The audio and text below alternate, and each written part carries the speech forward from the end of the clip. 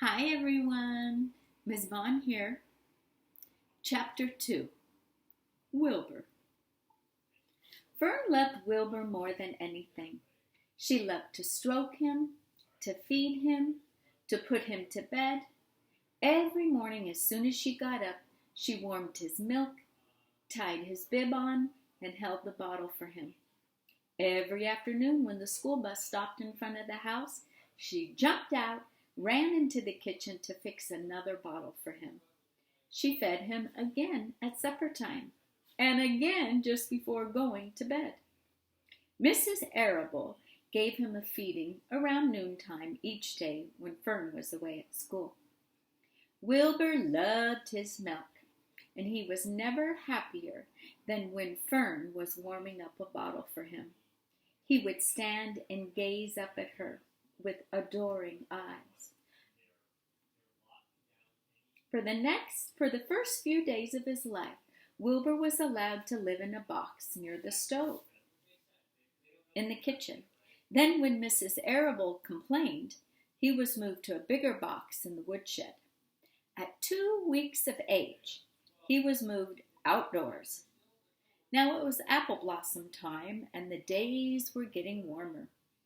Mr. Arable fixed a small yard, specially for Wilbur, under an apple tree, and gave him a large wooden box full of straw with the doorway cut in it so he could walk in and out as he pleased.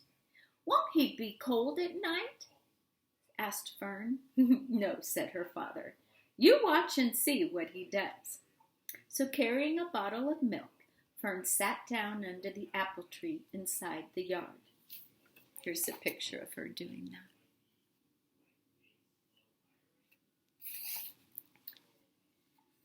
Wilbur ran to her as she held the bottle for him while he sucked. When he had finished the last drop, he grunted and walked sleepily into the box. Fern peered through the door. Wilbur was poking the straw with his snout.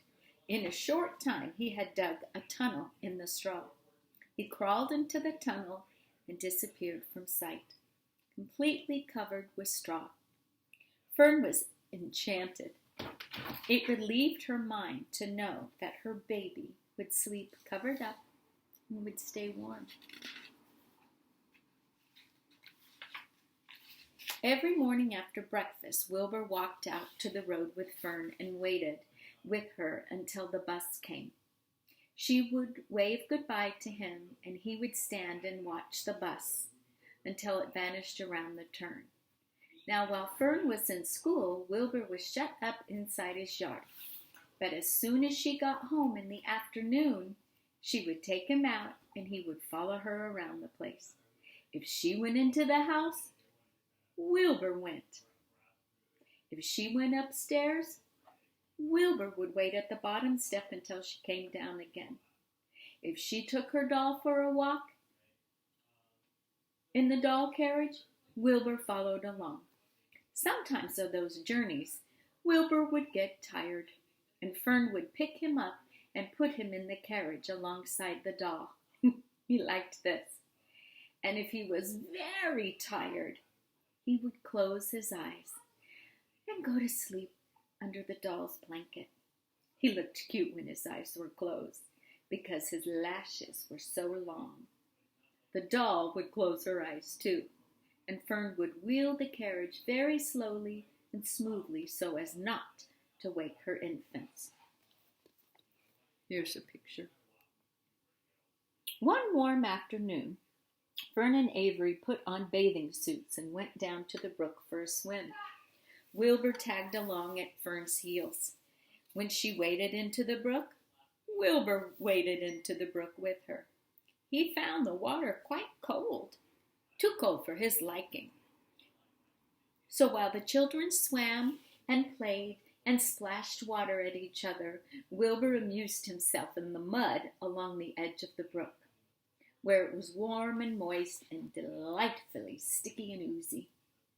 Every day was a happy day, and every night was peaceful.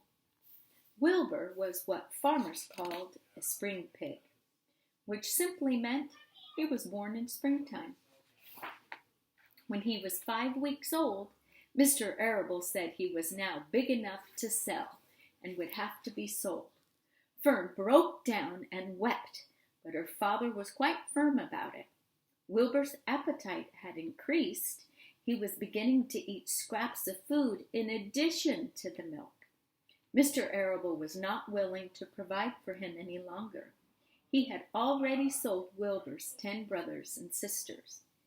"He's got to go, Fern," he said. "You have had your fun raising a baby pig, but Wilbur is not a baby any longer, and he's got to be sold." "Call up the Zuckermans," suggested Mrs. Arable to Fern. "Your Uncle Homer sometimes raises a pig, and if Wilbur goes there to live, you can walk down the road to visit him as often as you like." "Well, how much money should I ask for him?" Fern wanted to know. "Well," her father said, "he's a runt. Tell your Uncle Homer you've got a pig you'll sell for $6 and see what he says." Well, it was soon arranged. Fern phoned and got her Aunt Edith, and Aunt Edith hollered for Uncle Homer, and Uncle Homer came in from the barn and talked to Fern. When he heard that the price was only $6, he said he would buy the pig. Next day, Wilbur was taken from his home under the apple tree and went to live in a manure pile in the cellar of Zuckerman's barn. That was the end of chapter 2. Coming up tomorrow is chapter 3, Escape. Any predictions on who is going to escape? See you tomorrow. Miss you. Connect.